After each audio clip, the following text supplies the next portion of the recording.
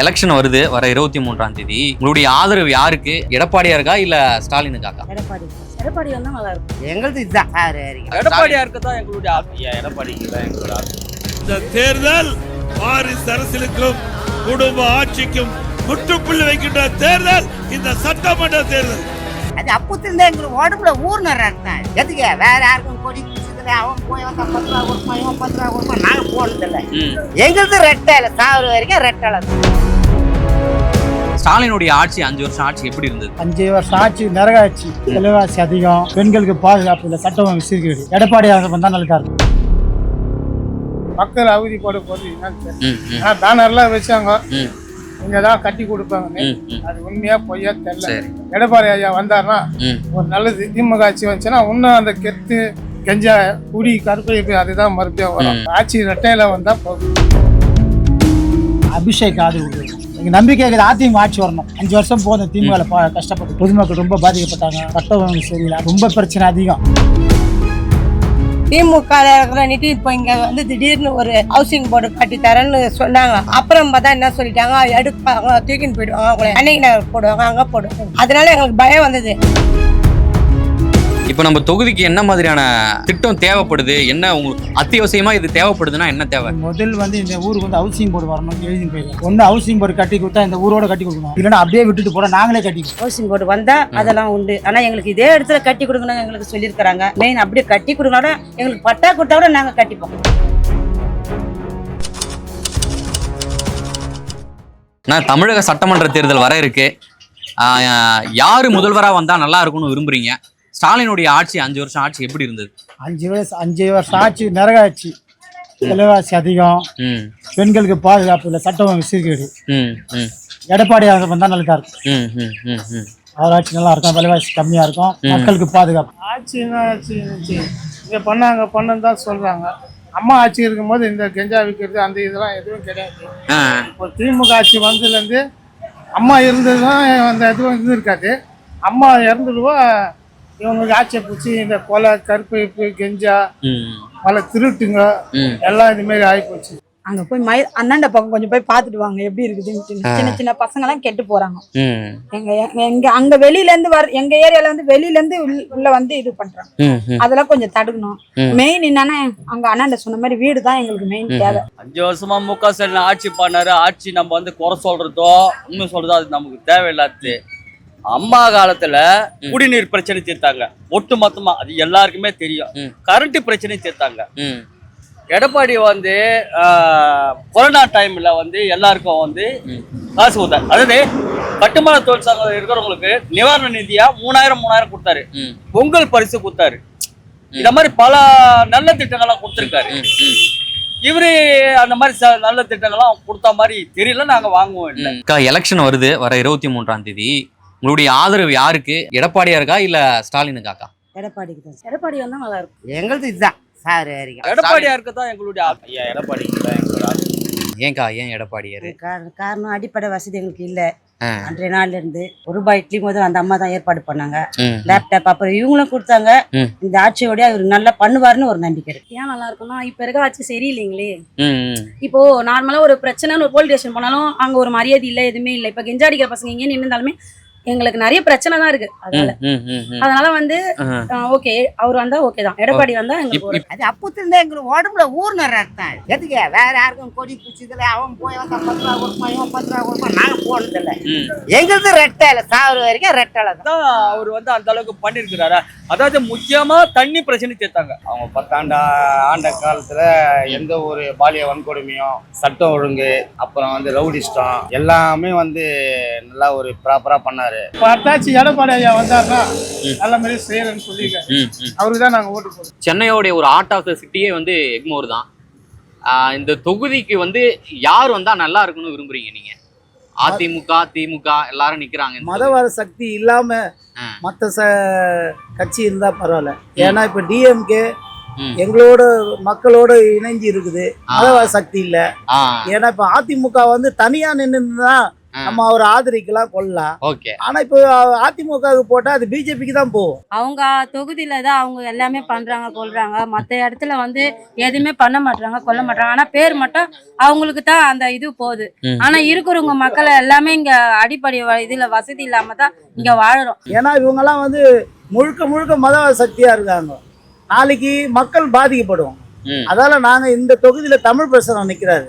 தமிழ் திமுக. ஆமா ஆமா, தமிழ் பிரச்சனைக்கு தான் நாங்க ஓட்டு போடுவோம். அந்த டைம்ல வராங்க, அந்த டைம்ல எல்லாம் பண்றோம் கொள்றோன்றாங்க. ஆனா எதுவுமே பண்ணது கிடையாது, கொண்டது கிடையாது. எங்களுக்கு வந்து நாங்க பிறந்ததுல இருந்து நாங்க இங்கதான் வாழறோம். எங்களுக்குன்னு ஒரு வசதி ஒன்று இது கிடையாது. ஹவுசிங் போர்டு எங்களுக்கு கொடுத்தா எங்க குழந்தை குட்டிங்களும் நல்லா இருக்கும். எழும்பூர் தொகுதியில பார்த்தோம்னா அதிமுக சார்புல அபிஷேக்னு சொல்லிட்டு நிக்கிறாரு. திமுக சார்புல தமிழன் பிரசன்னா நிக்கிறாரு. உங்களுடைய ஆதரவு யாருக்குக்கா? 2 பேர்ல எங்களுடைய ஆதரவு 2 பேர்னா யார் செய்யறாங்களோ நல்லது அவங்களுக்கு தான். அபிஷேக் ஆதரவு கொடுக்குறோம். எங்க நம்பிக்கை அதிமுக ஆட்சி வரணும். 5 வருஷம் போதும் திமுக கஷ்டப்பட்டு பொதுமக்கள் ரொம்ப பாதிக்கப்பட்டாங்க. சட்டம் ஒழுங்கு சரியில்லை, அதே தான் திருப்பி சொன்னாங்க. ரொம்ப பிரச்சனை அதிகம், எல்லாருக்கும் தெரியும். அது அதிமுக தான் போடுவோம். எங்களை பொறுத்தளவுக்கு வந்து எடப்பாடியார் நிரூபித்தாரு அபிஷேக் ரங்கசாமி, அவருக்கு தான் வாக்கு ஜாஸ்தி உழுன்ற நம்பிக்கை இருக்கு. இந்த தொகுதியில பொறுத்த அளவுக்கு இது எப்பயுமே இது வந்து அவங்களுக்கு தான் இருக்கும், இதே மக்களுக்கு தான் இருக்கு. இது எப்பயுமே அதான் வரும். கண்டிப்பா எடப்பாடியே வரட்டும், அவருக்கு தான். வரவங்க எல்லாம் சும்மா பேசுறாங்களா கொள்றாங்களே அவ்வளவுதான் போறாங்க. அதுக்குன்னு முயற்சி எடுக்க மாட்டாங்க, கொல்ல மாட்டாங்க. இப்ப யாரு இந்த தொகுதியில நிக்கிறாங்களோ நாங்க அவங்களுக்கு. இப்ப இருக்கிற எம்எல்ஏ, திமுக எம்எல்ஏ, அவருடைய செயல்பாடுலாம் எப்படி இருந்தது? அவர் வீட்டுக்கு வந்து போனாரு, ஓட்டு கேட்டுன்னு போனாரு. இந்த எலெக்ஷனே வந்துச்சு. இந்த மழை பெஞ்சதுக்கே இந்த தண்ணி நின்னதுக்கே வந்து ஊருக்குள்ளே வந்து பார்க்கல, வர்றதே கிடையாது. எம்எல்ஏ வந்து பெட்டியே பார்த்ததில்ல சார். ஏற்கனவே இருந்த எம்எல்ஏ பரந்தாமன் வரவே இல்லை, சரியில்லை அவர். அதனால மாற்றி வேற வேட்பாளர் போட்டுக்கிறாங்க. வேற மாட்டார் தெரிஞ்சுதான் வேற வேட்பாளர் போட்டுக்கிறாங்க. அதனால அதிமுக வந்து நல்லா இருக்கும்னு நினைக்கிறாங்க. போய் சொல்லணும், காபாலாம் அடிச்சிருக்கோம், போய் சொல்லணும். சொல்லி அப்புறம் தான் வருவாங்க. அவர் எங்க ஒண்ணுமே இல்லையே. இப்போ நெருக்க போற நேரத்துல தான் ஒரு மழைக்கு லுங்கி ஒரு 5 கிலோ அரிசி, அதை கூட ரேஷன் அரிசி நாங்க குத்தம் நாங்க அந்த மாதிரி தான் கொடுக்குறோம். இப்ப நம்ம தொகுதிக்கு என்ன மாதிரியான திட்டம் தேவைப்படுது? என்ன உங்களுக்கு அத்தியாவசியமா இது தேவைப்படுதுன்னா என்ன தேவை? முதல் வந்து இந்த ஊருக்கு வந்து ஹவுசிங் போர்டு வரணும் எழுதி போயிருக்காங்க.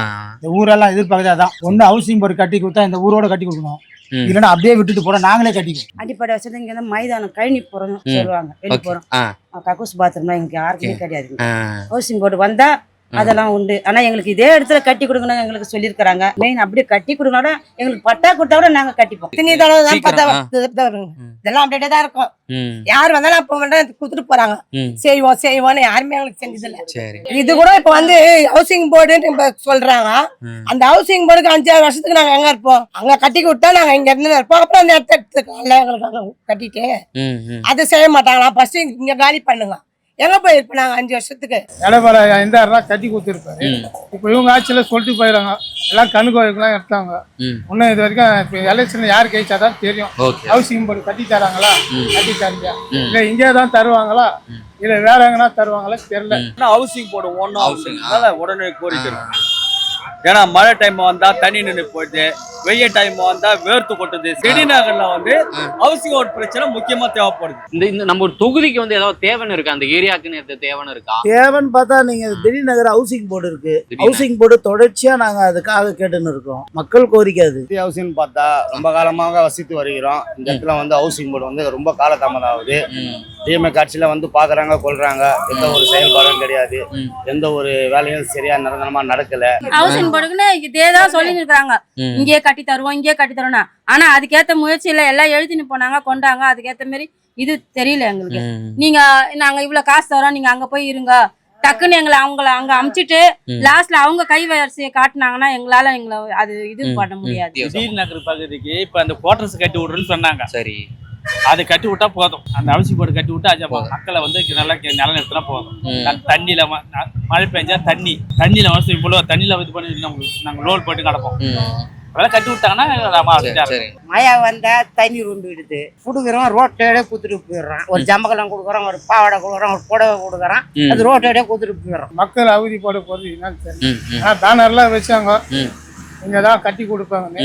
அது உண்மையா பொய்யா தெரியல. எடப்பாடி ஐயா வந்தாருன்னா ஒரு நல்லது. திமுக ஆட்சி வந்துச்சுன்னா இன்னும் அந்த கெத்து கெஞ்சா குடி கருப்பு அதுதான் மறுபடியும் வரும். ஆட்சி ரெட்டையில வந்தா போதும். ஹவுசிங் கட்டினா இதே ஊர்ல கட்டி தரணும், வெளி ஊர்ல நாங்க போக மாட்டோம். ஊருடைய சார்பா சொல்றேன் நான். அதான் எங்க எதிர்பார்ப்பு. அதிமுக இதுக்கு முன்னாடி உங்களுக்கு என்ன மாதிரியான திட்டங்களை கொண்டாந்தாங்க, என்னென்ன செஞ்சாங்க சலுகைகள்? எங்களுக்கு என் பொண்ணுக்கு வந்து படிக்க லேப்டாப் எங்களால வாங்கி கொடுக்க முடியாத ஒரு சூழ்நிலை இருக்கு. மெயின் அதுதான். அது கொடுத்தாங்க. அன்றாட உணவுக்கு எங்களுக்கு காசு இருக்காது. அப்ப அந்த ₹1 இட்லினா யூஸா இருந்தது. அடிப்படை வசதி எதுவுமே இல்லாத இருந்தது, எங்களுக்கு யூஸா இருந்தது. அவரு அதிமுக வந்து செஞ்சாங்கன்னா நல்லது. திமுக இப்போ இங்க வந்து திடீர்னு ஒரு ஹவுசிங் போர்டு கட்டி தரேன்னு சொன்னாங்க. அப்புறம் பார்த்தா என்ன சொல்லிட்டாங்க, எடுப்பாங்க, தூக்கின்னு போயிடுவாங்க, அவங்கள கண்ணகி நகர் போடுவாங்க, அங்க போடுவாங்க. அதனால எங்களுக்கு பயம் வந்தது. எங்க அப்பா அம்மா காலையில இங்க இருந்துக்கும். எடப்பாடி மக்களுக்கு நல்லா பாதுகாப்பு கொடுத்தாரு. பெண்களுக்கு பாதுகாப்பு இருந்தது. போலீஸ் இலாக்கால நல்ல ஒரு கண்ட்ரோல்ல வச்சிருந்தாங்க. அரசாங்கம் அந்த 10 ஆண்டு கால ஐயா எடப்பாடி நல்ல ஒரு ஆட்சியை கொடுத்தாரு. இப்போ நாங்க எங்களுக்கு ஒரு பாத்ரூம் வசதி, ரோட்ல தண்ணின்னா கூட எங்களுக்கு லாஸ்ட்ல இருக்கிறதுனால எங்களுக்கு எல்லாம் ஒண்ணுமே கிடைக்காது. அது என்ன ஆகுதுன்னு தெரியாது. எது வந்தாலும் அந்த மண்ணிலேயே அந்த ரோட்லயே முடிச்சுக்குவாங்க. எதுவுமே எங்களுக்கு வராது.